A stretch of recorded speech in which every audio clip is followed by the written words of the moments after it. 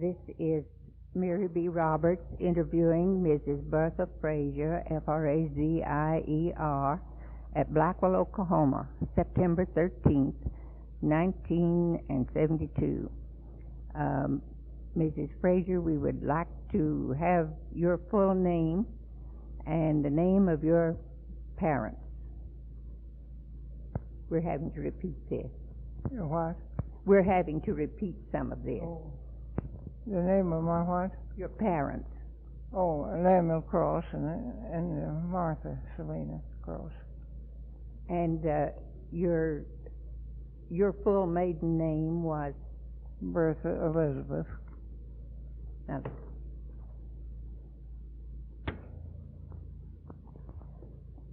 your father and mother were born, one in Kansas?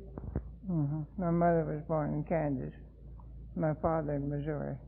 And you came to Oklahoma in a covered wagon? Yes. Tell us about that and your dugout home, would you please? Well, I guess I was never happier in my life. We left there on Friday, and I was 10 years old on Sunday. And you know how kids are, when we'd camp, and I was happy about it. And then we had an extra horse that we'd ride part of the time, some of us as kids, instead of riding in the wagon. And we camped and cooked on the campfire. Would you describe your dugout home for us? Well, it was dug in from the bank. It was way up high, the one bank like, and the water never did get in there. And it had the dirt walls, and it had a roof and a window at each end. And it had quite a bit of room in it. She had a kitchen in one end and a bedroom in the other one. Oh, you had two rooms then? Yes. And then we had we called it a little shanty by the side of it to use as a bedroom for some of the boys, Then you were all ready for the storms in case they came? Yes, we were. And I seen Bremen built.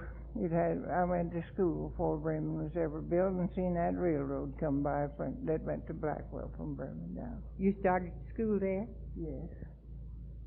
Tell us something about your first time at school, your first days at school, as you remember them. There was a note went around, and they made the boys then sit on one side of the school and the girls the other. And the note went around that I was the prettiest girl in school. You were popular then. I don't know whether they did it for fun or what. Well, you had a good start at least, didn't you? Yes. Tell us something of your teacher and your subjects. What did you study then? Well, we used to, when I went to school, we had reading and writing and arithmetic. We always had that in grammar. Reading, writing, and arithmetic. Mm-hmm, and grammar. What were the amusements that you played at your recess time and so on? Do you remember? Oh, just them old games a long time ago, Black Man and yeah. And hopscotch. Yes. What else? Oh, let's see. Marbles, I guess, for the boys, or did they? Yeah, and Old Town, where they built holes for to run marbles in, and then Town Ball, they called it over here. I remember those. Mm-hmm. About what hours did you go to school? Well, we had to be there by 9 when it opened, and let out 4. How far did you have to go to the school? 2.5 miles. You walked? Mm-hmm. Are there any incidents of those early days in your school that you remember that you would like to tell us? A story or a description of some of your friends? Yes. When Bremen Ford was built there, why, the bigger boys got the teacher and put her down in a well that was dry. It didn't have any water in it. And so they could have a big time playing ball, and she wouldn't take up school. And I thought it was terrible, you know. I just felt so bad about it because I was little. And she was, how did she get out? Well, they let her out finally. Took a rope down there and got her out, you know. But it was dry. It wasn't wet or anything down there. And they played ball. Yes. I'm sorry, Mr. Woods can't be asked to. Oh, there kids used to be just from ornery about things that way. Used to be. Mm-hmm. You know, that sounds a little strange, doesn't it? We hear so much about the young people today. Well, I know that some of them boys would go around to sing, and this is the last day of school, and my teacher, she's a darned old fool, you know. I can remember that, and I just thought it was terrible, you know. They didn't do that in Missouri. Well, now, you know, that doesn't sound too different from some of the things we read in the newspapers today, does it? No.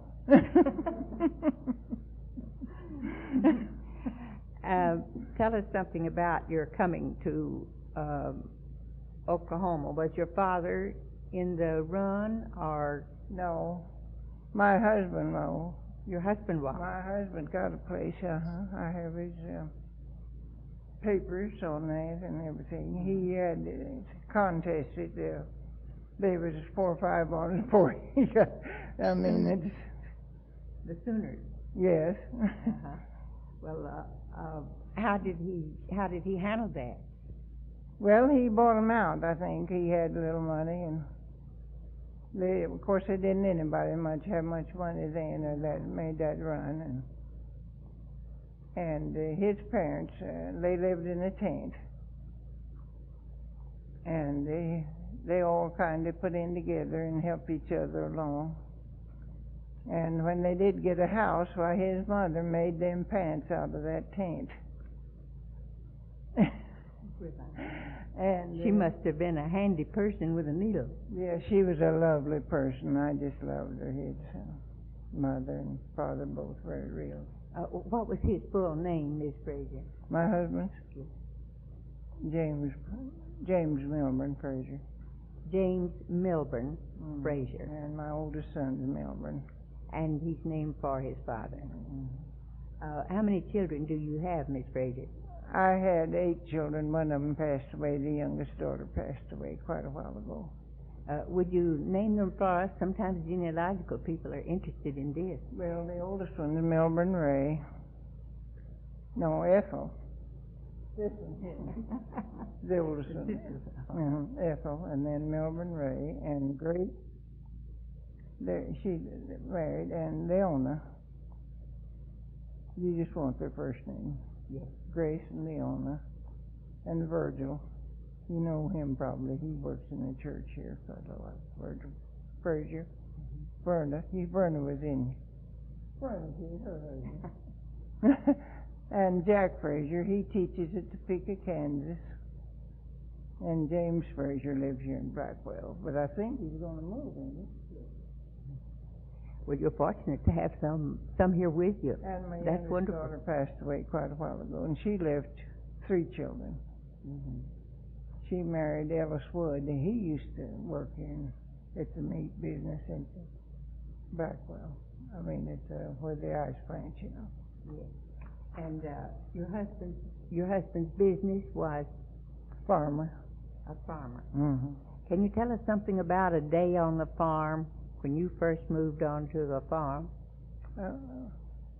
Well, I was younger than he was, and I know he had quite a bit to contend with.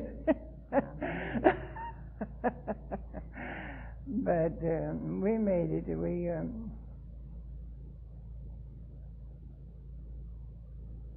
What about the farm equipment? How did it differ from the equipment? Well, it made quite a bit of difference. They've improved farming, don't you think, Verna? My son, her husband, farms it now. They have different ways, you know. Could you name some of the things that you did, particularly on the farm? Well, tell me something I didn't do. All right. I had name- 8 children, I know that. 4 boys and 4 girls. I know you were busy. Yes, and I worked in the fields quite a bit. I've plowed corn and cultivated corn, I guess you'd say, and I bound wheat and You did what was necessary. and I've put hay on the wagon. I mean, was on the wagon and moved it around. I finally got where I couldn't do that. I got too weak. Was it a diversified farm? Did you have cattle and chickens? Oh, no, it's a bottomland farm. It's more for raising corn. Well, it's a better bottomland than it is for wheat. You raise cattle corn, don't you, Mom? That's all right. Go ahead. I think they've raised quite a bit. I believe it's calf corn. Could you tell us some of the incidents that happened? I know farm life was never easy, but could you tell us some of the incidents? Yes, I can. I was extremely- driving a binder, and I was so tired. My father come out from town. He brought 3 men for supper, and I'd like to got off in there and rolled over into the ditch.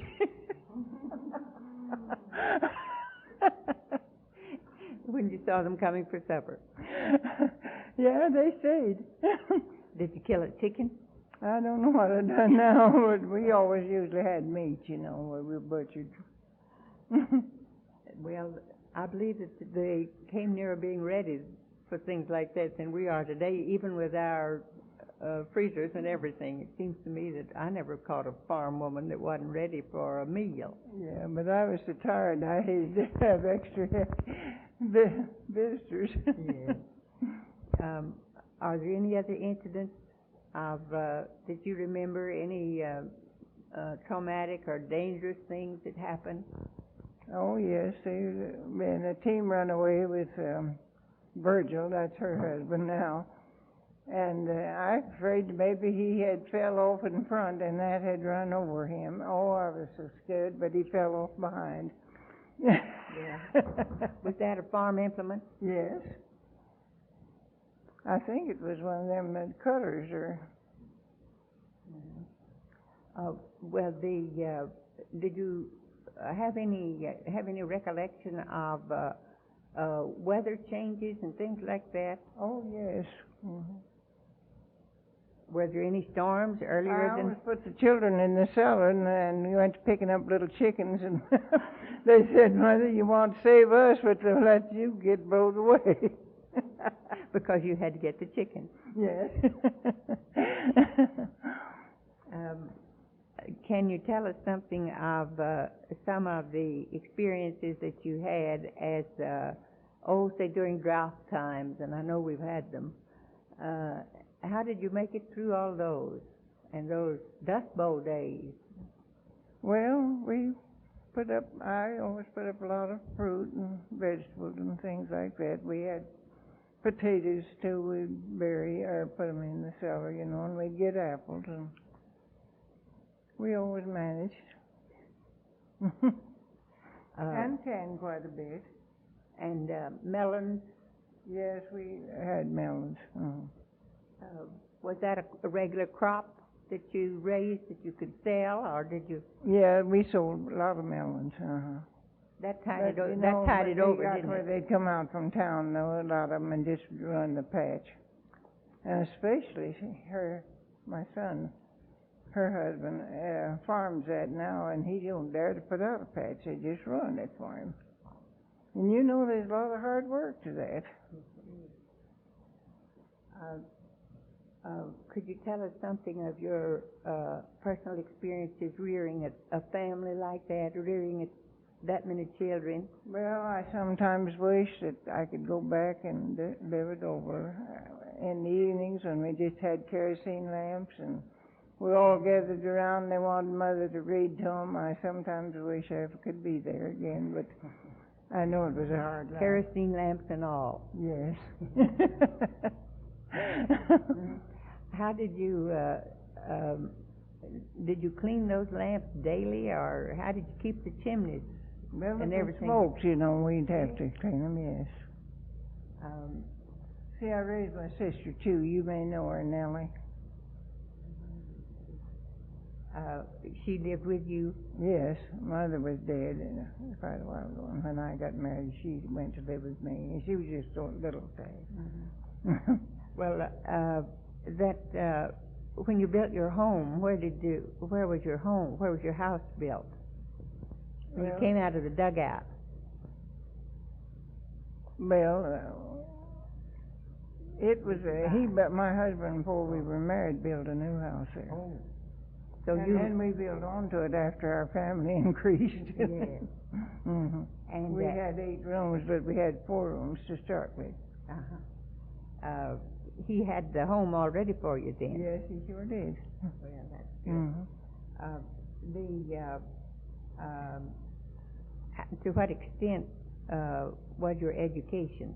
How many years did you get to go to school? Mine was 4th grade, but them days, a 4th grade education was a good education, a pretty good one, to what an 8th grade is here now. I've noticed that. Well, they could teach school, you know, when they were in the 6th to 7th.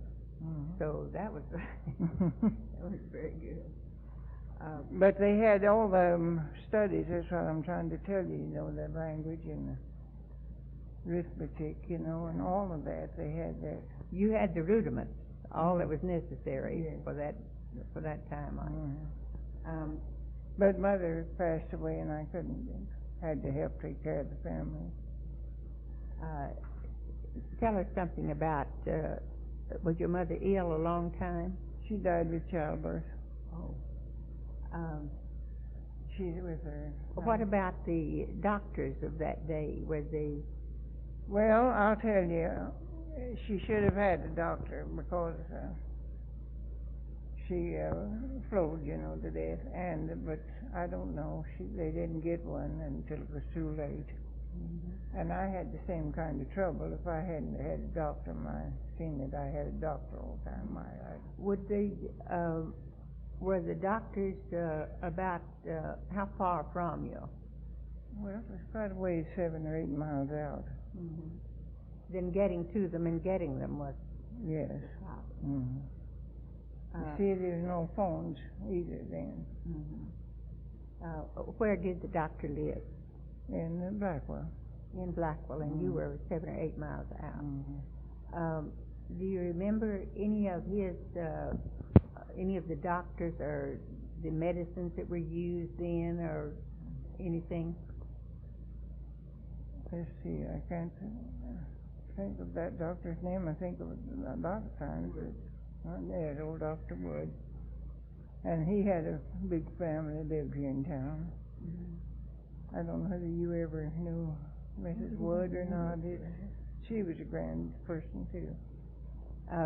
Did you have any teacher that you were especially favored in your school? Well, I expect I did at one time, but I don't remember. Are there other things now that you would like to tell us about your life on the farm and since the days of the farm? Well, I don't know. I think I said if I'd only knew it, I said, I guess when we came out here in those covered wagons, it was about the best time of my life. I mean, I think I enjoyed it. That was quite an experience, wasn't it? Yes. I know it was hard on Mother, though. As you came, you said the Sooners were occupying that strip of land, and you bought them out. Was there any necessity of court suits or legal action? In what? Court suit or a legal action? No, he gave him a horse for him to move, my father did. But it's just a man and his wife. Name him after me. All right. We were talking about the Sooners now, and how you managed to get them off of your land, and you traded a horse, you said, for their removal. But was there? You had to go into Perry Tell us yes, about he that. had to go to Perry all the time. Yeah, he drove there. And that's why he made the race with his team. He had them practiced all the time to a spring wagon. And his father and mother lived with him, and they lived in the tent quite a while. And when they finally built him a place to live in, why, she took this tent and made him pants. And the experience of getting that recorded and everything, getting your land recorded and everything, was that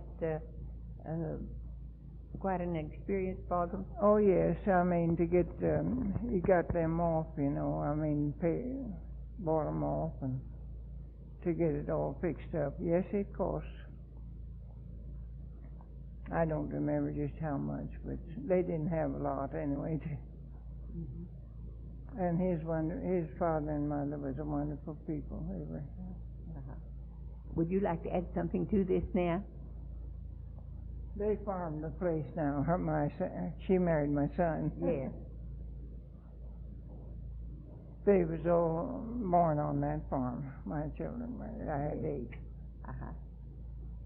We'd be glad for you to fill in if you would. Wasn't several days that he drove backwards and forwards? Who? Daddy. Well, I don't think he could. Yes, he did. This is Mrs. Frazier's older daughter who is talking with her mother now. I will record the conversation. Yes, he drove several days backwards and forwards From Prairie. from Paris until they got it all settled up. And was it raining or was there a flood at one time? There was no bridge. He would just cross that creek there, straight before he got into Concord. He went straight on. He didn't turn off. And the water was deep? I don't know how deep it was. I don't think it was born. Hmm? When the youngest daughter was born. Tell about the water being on the bridge. Oh, yes. When my youngest daughter was born, the water was over the bridges, and they didn't run in the house, but run up on the back porch. And how did the doctor get there? Well, he come. Swam. Well, I think George Fryer went and got him, our neighbor. I don't know whether you ever knew George Fryer or not. He was our neighbor, and he worked here in town a lot. Is there something else?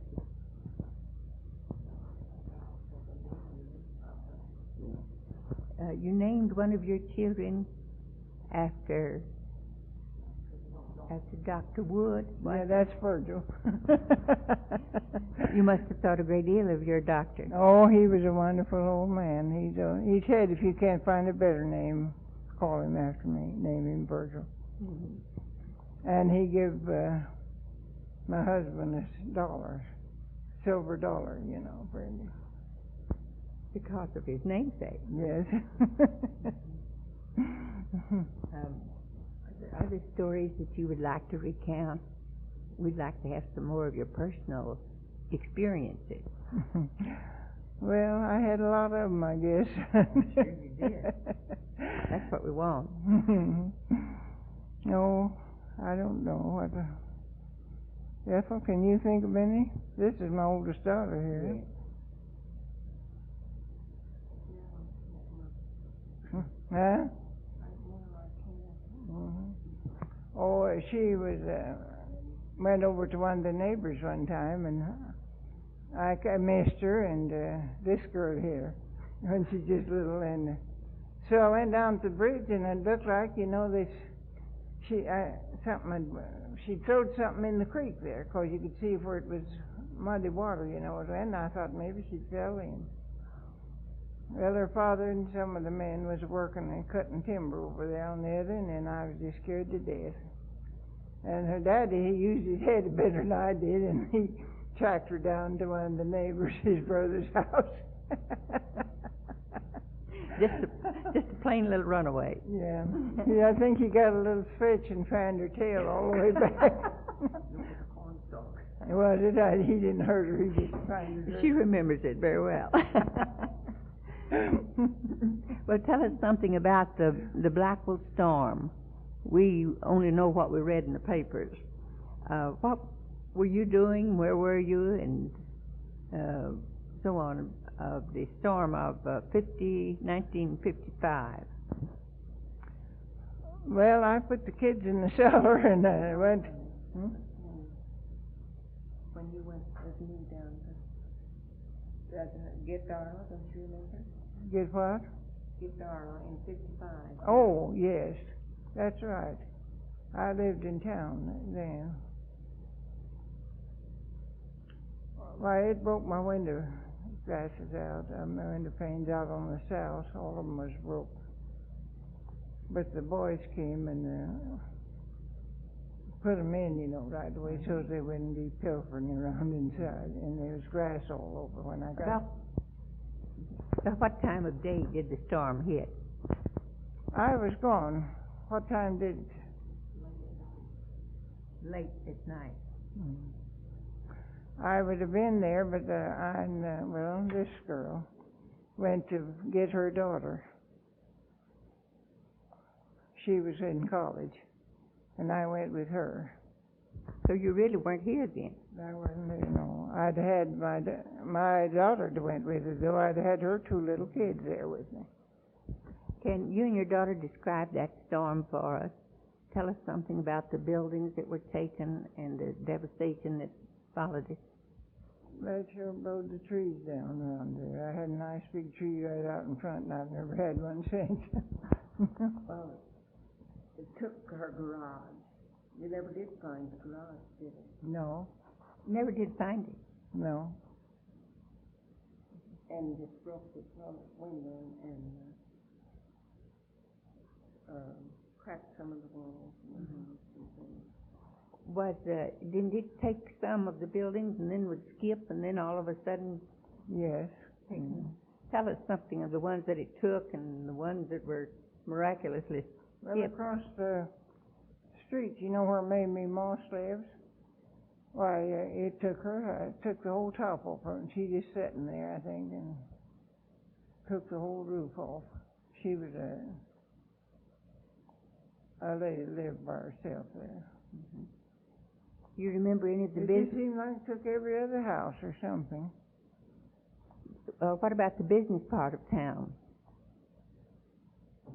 I don't remember. I was out of town, but when I got back, do you, Ethel? Well, you see, I don't live here. I live in Arkansas City, and you was with me, wasn't you? Yes. But it didn't take any of the main part of the town. It was the residential section. Can you tell us some of the experiences that your neighbors or some of the people had during that storm? There's always an unbelievable something about these storms. Yes, they're always ready to leave if they see a crowd coming up. About Ina and her house. She was living in an apartment, and it took all of the top off and just left the cedar chest just sitting there, just as pretty as That's my right sister. And left her cedar chest. Mm-hmm.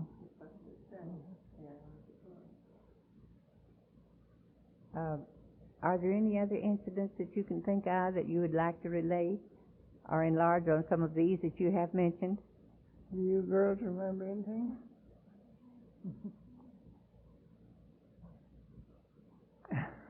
Well, thank you so much for this interesting interview. We're always so glad to get these old-timers, that came back at the beginning of the... I'm going to check this now to be sure that we have it since we had that. Would you hold just a second?